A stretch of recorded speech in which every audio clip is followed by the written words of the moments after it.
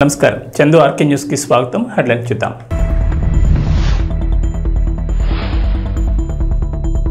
వరంగల్ రైతు విజ్ఞప్తికి CM Revanth Reddy okay. రుణమాఫీ అమలు వేళ కీలక ప్రకటన.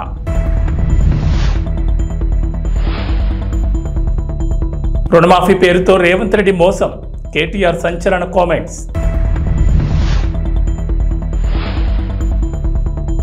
కామంతో విజయసాయిరెడ్డి, డబ్బు మతంతో పేర్ని నాని మాట్లాడుతున్నారు. కొల్లు రవీంద్ర ఫైర్.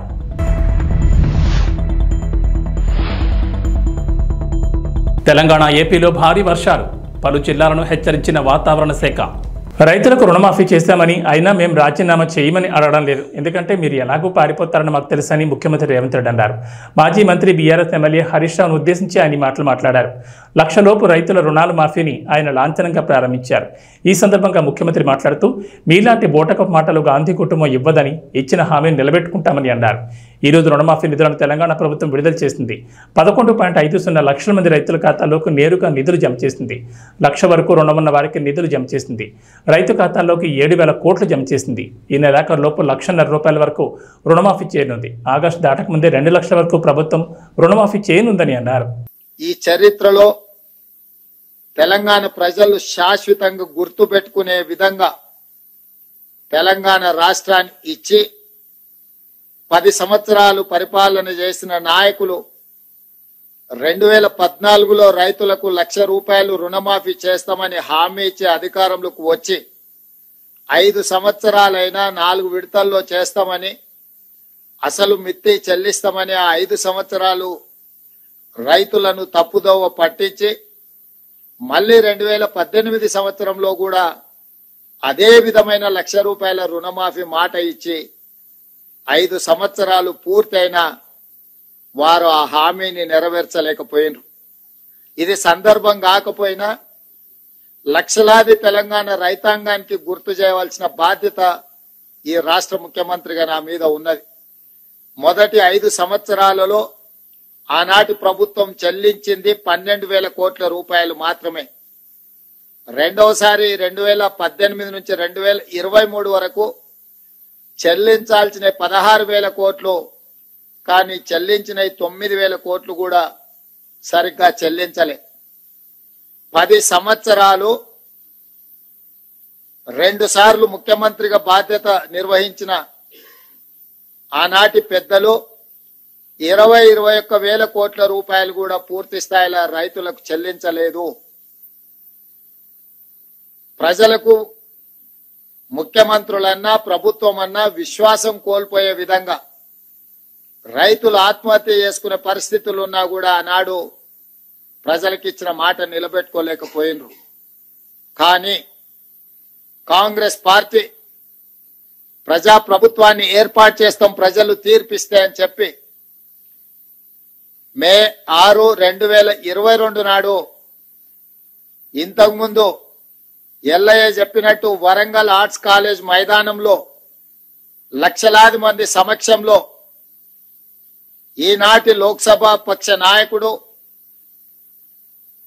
కాంగ్రెస్ పార్టీ మాజీ అధ్యక్షులు శ్రీ రాహుల్ గాంధీ గారు ముఖ్య అతిథులుగా పాల్గొని లక్షలాది మంది రైతుల సమక్షంలో వరంగల్ డిక్లరేషన్ పేరు మీద రైతులకు 2 లక్షల రూపాయల రుణమాఫీ చేస్తామని మొట్టమొదట వారు హామీ ఇవ్వడం జరిగింది. రైతు డిక్లరేషన్ లో ఆ మాటను నిలబెట్టుకొని, ఆ మాటను గుర్తుపెట్టుకొని సెప్టెంబర్ 17, 2023 నాడు తుక్కుగూడ, రంగారెడ్డి జిల్లా రాజీవ్ గాంధీ ప్రాంగణంలో శ్రీమతి సోనియా గాంధీ గారు 6 గ్యారంటీలను ప్రకటించి తెలంగాణ ప్రజలకు మన నాయకురాలు శ్రీమతి సోనియా గాంధీ గారు మళ్ళీ తెలంగాణ ప్రజలకు రెండవసారి మాట ఇచ్చిండ్రు. వారు స్పష్టంగా చెప్పిండ్రు, తెలంగాణ ఏ విధంగా అయితే మాట ఇచ్చి తెలంగాణ రాష్ట్రం ఇచ్చినమో అదే విధంగా సెప్టెంబర్ 17, 2023 నాడు రాజీవ్ గాంధీ ప్రాంగణం తుక్కుగూడ రంగారెడ్డి జిల్లా నడిగడ్డన నిలబడి 4 కోట్ల తెలంగాణ ప్రజలకు లక్షలాది మంది తెలంగాణ రైతులకు నేను మాట ఇస్తున్నా, తెలంగాణలో రైతుల పంట రుణాల మాఫీ ప్రక్రియను రేవంత్ రెడ్డి ప్రభుత్వం ప్రారంభించింది. 3 దఫాలుగా చేయనున్న ఈ రుణమాఫీని ఆగస్టు 15 లోపు ప్రభుత్వం పూర్తి చేసేందుకు ప్రణాళికలు రచించింది. ఇందులో భాగంగా ₹1,00,000 మేర రుణాలు ఉన్న రైతుల అకౌంట్లతో డబ్బులు జమ చేసింది.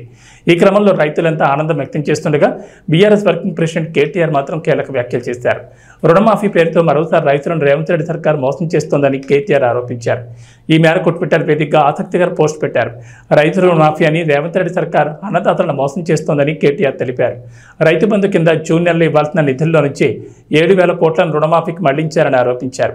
హక్కుగా రావాల్సిన రైతు బంధు డబ్బు నుంచి కొంత మొత్తం విధిల్చి రుణమాఫీ చేస్తున్నామంటూ ఫోతులు కొడుతున్నారంటూ కేటీఆర్ పేర్కొన్నారు. 40 లక్షలకు పైగా రైతులు ₹1,00,000 వరకు రుణాలు తీసుకుంటే కేవలం 11 లక్షల మందిని ఎలా ఎంపిక చేస్తారంటూ కేటీఆర్ నిలదీశారు. వైసీపీ రాజ్యసభ సభ్యుడు విజయసాయిరెడ్డిపై ఏపీ గనులు ఎక్సైజ్ శాఖ మంత్రి కొల్లు రవీంద్ర తీవ్ర వ్యాఖ్యలు చేశారు. విజయసాయికి పిచ్చి పట్టిందని ఆయన అన్నారు. ప్రెస్ మీట్కు వచ్చిన విలేకరులను ఒరే ఎర్ర అని అనడం సిగ్గుపడాల్సిన విషయం అని చెప్పారు. ఆయనపై వచ్చిన విమర్శలకు సమాధానాలు ఇవ్వకుండా మీడియా ప్రతినిధులను కించపరుస్తూ మాట్లాడడం ఏమిటని ప్రశ్నించారు.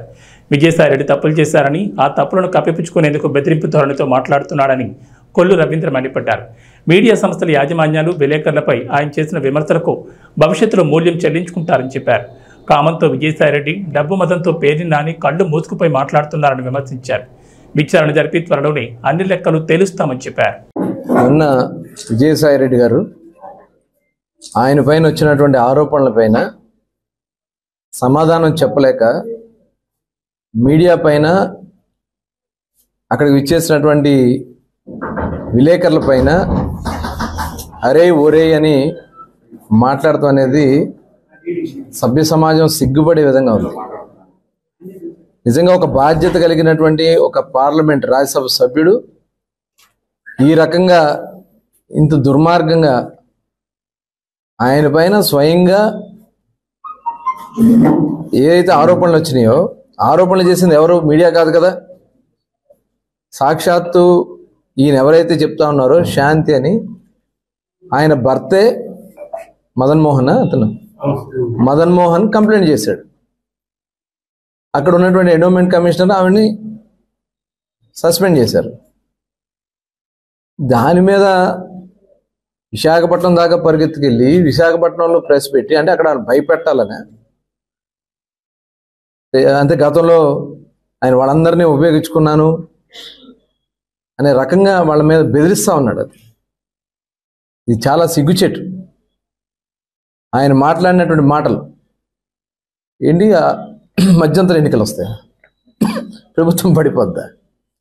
ఏం మాట్లాడుతున్నావు విజయసాయిరెడ్డి గారు? చేయాల్సినటువంటి పాపాలన్నీ చేసావు, చివరికి ఒక కుటుంబాన్ని రోడ్డున పడేసావు. దానికోసం ఇవాళ నువ్వు మీడియా వాళ్ళ మీద, మీడియా ప్రతినిధుల పైన, నిష్పక్షపాతంగా వార్తలు అందిస్తున్నటువంటి సంస్థల పైన, సంస్థ యాజమాన్యం పైన నువ్వు మాట్లాడినటువంటి మాటలు చాలా సిగ్గుచేటు. ఖచ్చితంగా దీనికి మూల్యం చెల్లించుకుంటారు, దాంట్లో ఎటువంటి అనుమానం లేదు. ఒక్కొక్కరికి పిచ్చి పట్టి మాట్లాడుతూ ఉన్నారు. మొత్తం ఉన్నాయి, చిట్టాలన్నీ ఉన్నాయి, ఎవరిని వదిలే సమస్య లేదు. నెల రోజుల్లో ఈ రాష్ట్ర ప్రజలు కోరుకున్న పరిపాలన అందించాలని అహర్నిశలో కష్టపడుతున్నటువంటి ముఖ్యమంత్రి చంద్రబాబు నాయుడు గారు, చంద్రబాబు నాయుడు గారికి సపోర్ట్గా పవన్ కళ్యాణ్ గారు, ఇవాళ యావత్ యంత్రాంగం ఇవాళ రాష్ట్రాన్ని ఏ రకంగా ముందుకు తీసుకెళ్లాలని నెల రోజుల్లో పెన్షన్, ఇవాళ అతి కీలకమైనటువంటి పెన్షన్, ఎన్ని కష్టాలు ఇబ్బందులున్నా పేద ప్రజలకు ఇచ్చినటువంటి హామీల్లో మొట్టమొదటిగా 1వ తారీఖునే ఇంటికి తీసుకెళ్లి పెన్షన్ ఇచ్చినటువంటి ప్రభుత్వం తెలుగుదేశం, జనసేన, భారతీయ జనతా పార్టీ కూటమి. ఇవన్నీ చూసి మీరు తట్టుకోలేకపోతా ఉన్నారు. ఇవాళ దాదాపు 65 లక్షల పెన్షన్లు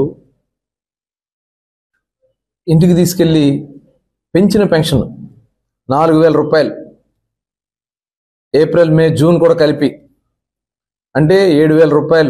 ఆ గ్యాప్ ఏదైందో అది కూడా కలిపి ₹7,000 ఇంటికి తీసుకెళ్లి ప్రతి ఒక్క లబ్ధిదారులకి, అవ్వాతాతలకి, ఆడబిడ్డలకి అందించినటువంటి ఘనత ఇవాళ ఈ కూటమి ప్రభుత్వాన్ని.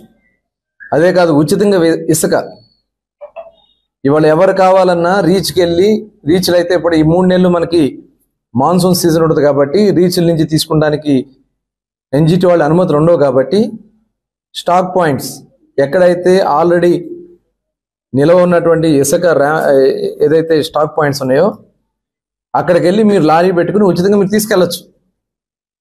ఏదైతే అక్కడ తీసినటువంటి ఖర్చులు, మరి రంజులోంచి తెచ్చినటువంటి ఖర్చులు, లారీ లోడింగ్ ఖర్చులు తీసుకుని మీరు పట్టుకెళ్ళచ్చు. ఇవాళ ఉచితంగా ఇస్తుంది ప్రభుత్వం, తెలుగుదేశం ప్రభుత్వం. 3 నెలల తర్వాత రీచ్లన్నీ ఓపెన్ అవుతాయి. అక్టోబర్ నుంచి రాష్ట్రంలో ఉన్నటువంటి అనుమతులతో కూడుకున్నటువంటి రీచ్లన్నీ ఓపెన్ చేస్తారు. అప్పుడు అంతా కూడా ఫ్రీగా ఎక్కడికైతే అక్కడ మనం తీసుకెళ్లేదానికి అవకాశం ఉంటుంది. ఇవాళ ఫ్రీగా ఇసుక ఇచ్చినటువంటి ఘనత తెలుగుదేశం. లాస్ట్ 5 సంవత్సరాలు దోచుకున్నారు ఇసుకలో. 1000 కోట్లు, 7,000 కోట్ల పైన ఈ ఇసుకలో దోచుకున్నారు. ఇది లెక్కల ప్రకారం, అధికార లెక్కల ప్రకారం. ఇంకా అనధికారికంగా పెద్ద ఎత్తున ఉంది. ఇల్లీగల్ మైనింగ్ జరిగింది, ఇల్లీగల్ దోపిడీ జరిగింది. అది త్వరలోనే అవన్నీ కూడా బయటపడతాయి. ఎవరు దీన్ని అనుకున్నారు వాళ్ళందరూ కూడా బయటకు వస్తారు ఖచ్చితంగా. ఇవాళ విజయసాయి రెడ్డి గారు ఇక్కడ బందర్లో ఒక పేరు నాని గారు ఉన్నాడు. ఇక ఆయన అయితే ఎక్కడి నుంచో దిగొచ్చినట్టుగా మాట్లాడుతూ ఉన్నారు. నెల రోజుల్లో ఏమీ చేయలేదంట. నీ కళ్ళు పోయినాయా, లేకపోతే ఆయన కామంతో ఆయన కళ్ళు మూసిపోయినాయి విజయసాయి రెడ్డి గారు? నీకు దేంతో మూసిపోయిందో చూసుకో ఒకసారి. డబ్బు మతంతో మూసిపోయిందేమో. మొత్తం లాగుతాం బయటికి. నీ ఆస్తులు మొత్తం వివరాలన్నీ మా దగ్గర ఉన్నాయి, కట్టలు ఉన్నాయి. రేపు ఖచ్చితంగా వీటన్నిటి మీద ఎంక్వైరీలు జరుగుతాయి. నీ ఎక్కడ దాచినా మొత్తం కూడా బయటికి తెస్తారు. కళ్ళు మూసుకుపోయి మాట్లాడుతున్నావు, ఒళ్ళు దగ్గర పెట్టుకుని మాట్లాడు పేరు నాని గారు. ఒళ్ళు దగ్గర పెట్టుకుని మాట్లాడకపోతే తగిన బుద్ధి చెప్పారు ప్రజలు. ఇంకా సిగ్గురాల, సిగ్గు శరం లేకుండా బయలుదేరుతున్నారు. ఇవాళ ఇసుకిచ్చాం, ఇవాళ డిఎస్సి కండక్ట్ చేయబోతున్నాం, పెన్షన్స్ ఇచ్చాం. మీరు అక్రమంగా దోచుకోవాలన్నటువంటి ఇల్లు పట్టాలన్నీ కూడా దోచుకోవాలని మీరు ప్రయత్నం చేశారే. భూ హక్కు చట్టం ఇవాళ దాన్ని రద్దు చేస్తున్నాం. ఈ భూ హక్కు చట్టం ద్వారా మన ఆస్తులు మన దగ్గర ఉండవంట. మన ఇంటి డాక్యుమెంట్స్ జెరాక్స్ కాపీ మన దగ్గర ఉంటుందంట. ఒరిజినల్స్ అన్ని వాళ్ళ దగ్గర ఉంటాయంట. అవి తీసుకెళ్ళి వాళ్ళ అప్పులు తాకట్టు పెట్టేసే అవకాశం కూడా ఉంది. ముఖ్యమంత్రి ఆల్రెడీ పెట్టేశారు చాలా. అసలు మన భూముల మీద ఏదన్నా లీగల్గా ఫైట్ చేయాలన్నా మన చేతుల్లో ఉండదు. దాన్ని అధికారిని ప్రైవేట్ వాళ్ళు పెట్టుకుంటారంట. గతంలో ఏదైనా ప్రాబ్లం వస్తే మనం ఎంఆర్ఓ చెప్తాం, కలెక్టర్ గారు చెప్తాం, అక్కడ కూడా పరిష్కారం కాకపోతే కింద కోర్టుకు వెళ్ళి పోరాటం చేస్తాం. ఇంకా ఇవేం లేవు. ఎవరినో ఒక సొంత ప్రైవేట్ మనిషిని పెట్టుకుంటారు, అడ్డగా దోచేస్తారు. ఎవరైనా వెళ్ళి లబోదీపం అంటే సెటిల్ చేస్తారు. సెటిల్ చేయకపోతే కోర్టుకు వెళ్ళడానికి కూడా దిక్కుండు. ఆంధ్రప్రదేశ్లో అన్నా క్యాంటీన్లను ఆగస్టు 15 నుంచి ప్రారంభిస్తున్నట్లు మంత్రి పొంగూరు నారాయణ తెలిపారు. 2014-19 మధ్య టీడీపీ ప్రభుత్వం హయాంలో మొత్తం రాష్ట్రంలో 203 అన్నా క్యాంటీన్లను ప్రారంభించామని గుర్తు చేశారు. అప్పట్లో 183 అందుబాటులోకి వచ్చాయని, మిగిలిన 20లో 18 క్యాంటీన్ల భవనాలు పూర్తయ్యని తెలిపారు. మరో 2 భవనాల నిర్మాణం ప్రాథమిక దశలో ఉందని, 2019 ఎన్నికల్లో వైఎస్ఆర్సీపీ ప్రభుత్వం అధికారంలోకి రావడంతో క్యాంటీన్లు మూతపడ్డాయన్నారు. టీడీపీ హయాంలో నిర్మించిన భవనాలను వార్డు సచివాలయాలు, గోదాములుగా మార్చేశారని గుర్తు చేశారు. అన్న క్యాంటీన్లలోని ఫర్నిచర్ను మూలన పడేశారని, అన్నింటికీ మరమ్మతులు పూర్తి చేసి ఆగస్టు 10 నాటికి సిద్ధం చేయాలని అధికారులకు సూచించామన్నారు నారాయణ. అంతేకాదు రాష్ట్రంలో పేదలకు 5 రూపాయలకే భోజనం అందిస్తారని, అన్ని చోట్ల క్యాంటీన్లు ఒకే భోజన మెనూతో ఉండేలా చర్యలు తీసుకుంటున్నామని తెలిపారు. అన్న క్యాంటీన్లకు గతంలో అక్షయపాత్ర సంస్థ నాణ్యమైన ఆహారాన్ని సరఫరా చేసిందని గుర్తు చేశారు. ఈసారి కూడా అదేవిధంగా అవే ధరలకు ఆహారాన్ని అందించేందుకు టెండర్లు పిలిచామని, ఈ నెల 22న టెండర్లు ఓపెన్ చేస్తామన్నారు మంత్రి. తిరుమలలో ఫేమస్ హోటల్ లైసెన్స్ రద్దు చేశారు. తిరుమలలోని 9 పెద్ద హోటల్లో ఒకటైన కౌస్తుభం విశ్రాంతి భవనం సమీపంలోని బాలాజీ భవన్ హోటల్ లైసెన్స్ను టీటీడీ రద్దు చేసింది. లైసెన్స్ ఫీజు సకాలంలో చెల్లించని కారణంగా ఈ నిర్ణయం తీసుకున్నారు. ప్రస్తుతం హోటల్ చెల్లించవలసిన లైసెన్స్ ఫీజు 76,04,196 రూపాయలు. ఇందుకు సంబంధించి జూన్ నెలలో సదరు హోటల్కు తుది నోటీసులు జారీ చేశారు. పలుమార్లు నోటీసులు జారీ చేసిన లైసెన్స్ ఫీజు చెల్లించినందుకు హోటల్ లైసెన్స్ను రద్దు చేసి టీటీడీ రెవెన్యూ, హెల్త్, విజిలెన్స్ అధికారులతో కూడిన టాస్క్ ఫోర్స్ బృందం గురువారం హోటల్ను స్వాధీనం చేసుకున్నారు. మరోవైపు తిరుమలకు వచ్చే యాత్రికుల ఆరోగ్య భద్రతకు టీటీడీ పెద్దపీట వేస్తోందని ఈవో శ్యామలరావు అన్నారు. తిరుమలలోని కౌస్తుభం విశ్రాంతి భవనం సమీపంలో ఉన్న బాలాజీ భవన్ హోటల్ను ఫుడ్ సేఫ్టీ విభాగం అధికారులు బృందంతో కలిసి గురువారం ఆకస్మికంగా తనిఖీ చేశారు. ఎఫ్ఎస్డి డైరెక్టర్ పూర్ణచంద్రరావుతో కలిసి హోటల్లో తయారు చేస్తున్న ఆహార పదార్థాలు, ముడి సరుకుల నిల్వ, శుభ్రపరచడం తదితర పద్ధతులను పరిశీలించారు. బంగాళదుంపలు, కాలీఫ్లవర్ మరియు కొన్ని కిరాణా సామగ్రితో సహా చాలా కూరగాయలు కుళ్ళిపోయినట్లు వారు గుర్తించారు. పరిశుభ్రత, పారిశుద్ధ్య చర్యలు కూడా నాసిరకంగా ఉన్నాయన్నారు. పెద్ద పెద్ద రెస్టారెంట్స్ కి మేము పర్మిషన్ ఇస్తాము. వీళ్ళు ఏంటంటే పిల్గ్రిమ్స్ కి క్వాలిటీ ఫుడ్ ప్రొవైడ్ చేయాలనే ఉద్దేశంతో ఇవన్నీ కూడా ఇవ్వడం జరుగుతుంది. బట్ కొన్నిటి మీద కంప్లైంట్స్ వస్తున్నాయి, క్వాలిటీ బాగుంటలేదని. ఎస్పెషలీ ఈ బాలాజీ భవన్ కౌస్తుభం, దీని మీద ఎక్కువగా కంప్లైంట్స్ వచ్చాయి. ఇక్కడ నుంచి తిని వెళ్ళిన వాళ్ళు డైరియా రావడం ఇలాంటివన్నీ వస్తున్నాయని చాలా మెయిల్స్ కానీ కంప్లైంట్స్ కానీ వస్తున్నాయి. కంప్లైంట్స్ రావడంతో దాని మీద చర్యలు తీసుకోవాలనే ఉద్దేశంతో స్టేట్ డైరెక్టర్ గారు, స్టేట్ ఫుడ్ సేఫ్టీ డైరెక్టర్ గారు పూర్ణచంద్రరావు గారితో కూడా డిస్కస్ చేయడం జరిగింది. వాళ్ళ టీం కూడా ఇవాళ ఇక్కడికి వచ్చారు. తర్వాత మా టీటీడీ టీం నుంచి జాయింట్ గా ఈ మొత్తం అంతా కూడా ఇన్స్పెక్ట్ చేయడం జరిగింది. చాలా దారుణంగా ఉంది లోపల. అన్ఫార్చునేట్లీ కిచెన్ కూడా చాలా అన్హైజీనిక్ గా ఉంది. ఫుడ్ సేఫ్టీ డైరెక్టర్ గారు చెప్పడం ప్రకారం ఇవన్నీ కూడా ప్రొహిబిటెడ్ కలర్స్ వాడటం, లేకపోతే పప్పు చూడండి ఎలా ఉందో ఇది. సో ఇలాంటి పప్పు చాలా నాసి రకం పప్పు, లేకపోతే నిల్వ అంటే చాలా పాడైపోయిన పప్పు. అలాగే ఫ్రిడ్జ్ లో కూడా ఈ నిన్న చేసినవి, నిన్న వండినవి ఫ్రిడ్జ్ లో పెట్టడం. ఆ తర్వాత ఈ ఎంఎస్జి అనేది ఇది ఈఓ గారికి చాలా కంప్లైంట్స్ వచ్చినాయి అని చెప్పి చాలా మెయిల్స్ వచ్చినాయి. దాని రూపేణ ఈ తిరుమల హిల్స్ కూడా మా డిపార్ట్మెంట్ నుంచే సేవ చేయడానికి, నోటిఫై చేయడానికి అవకాశం ఇచ్చారు ఈఓ గారు. ఈ రోజు నుంచి ఇంప్లిమెంట్ చేయడం మొదలు పెడతాం. వరంగల్ డిక్లరేషన్ లో కాంగ్రెస్ పార్టీ ఇచ్చిన హామీని రేవంత్ రెడ్డి ప్రభుత్వం నిలబెట్టుకుంది. పార్లమెంట్ ఎన్నికల ప్రచారంలో ఇచ్చిన మాటను నిలబెట్టుకుంటూ గడువుకు ముందే సచివాలయం వేదికగా రైతు రుణమాఫీ పథకాన్ని సీఎం రేవంత్ రెడ్డి ప్రారంభించారు. రైతులతో కాసేపు మాట్లాడిన తర్వాత డిప్యూటీ సీఎం బట్టి విక్రమార్క, వ్యవసాయ శాఖ మంత్రి తుమ్మల నాగేశ్వరరావుతో కలిసి బటన్ నొక్కి రైతుల ఖాతాల్లో డబ్బు జమ చేశారు. కాగా తొలి విడతగా 1,00,000 లోపు రైతు రుణాల మాఫీని ప్రారంభించారు. దీంతో మొత్తం 11.50 లక్షల మంది రైతుల ఖాతాల్లో 6,098 కోట్ల నగదును బ్యాంకులు జమ చేశాయి. ఈ సందర్భంగా కాంగ్రెస్ మాట ఇస్తే శిలాశాసనమని మరోసారి రుజువైందని రేవంత్ రెడ్డి తెలిపారు. ఇచ్చిన మాట నిలబెట్టుకుంటూ రుణమాఫీ అమలు చేస్తున్నామన్నారు. రాష్ట్ర వ్యాప్తంగా ఉన్న రైతు వేదికల్లోని రైతులతో నిర్వహించిన వీడియో కాన్ఫరెన్స్ లో పలువురు రైతులతో ముచ్చటించారు. ఈ సందర్భంగా రైతులంతా రేవంత్ రెడ్డి ప్రభుత్వానికి ధన్యవాదాలు తెలుపుతూ హర్షం వ్యక్తం చేశారు. ఈ క్రమంలోనే వరంగల్ చెందిన ఓ రైతు చేసిన విజ్ఞప్తికి రేవంత్ రెడ్డి ఓకే చెప్పారు. అంబేద్కర్ కోనసీమ జిల్లా అంతర్వేదిలో 2 రోజులుగా ఎడతెరిపి లేకుండా కురుస్తున్న వర్షాలకు నదులు, కాలువలు పొంగి పొర్లుతున్నాయి. దీంతో లోతట్టు ప్రాంతాలు ముంపును గురయ్యే అవకాశం ఉండడంతో అధికారులు చర్యలు తీసుకుంటున్నారు. కాగా ప్రముఖ పుణ్యక్షేత్రం సకినేటిపల్లి మండలం అంతర్వేదిలోని లక్ష్మీ నరసింహస్వామి దేవాలయం జలమయమైంది. వరద నీటిలో ఉన్న చేపలను స్థానికులు రోడ్డుపై వలలు వేసి పట్టుకుంటున్నారు. చేపలు రోడ్డుపైకి రావడంతో వాటిని చూసేందుకు జనం పోటెత్తారు.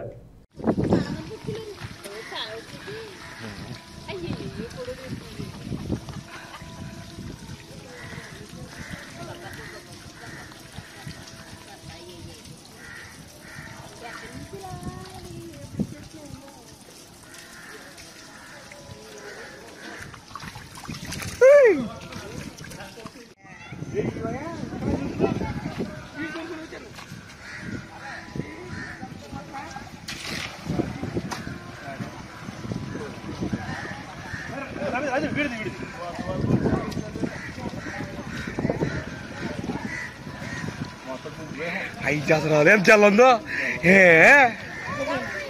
తిదారాల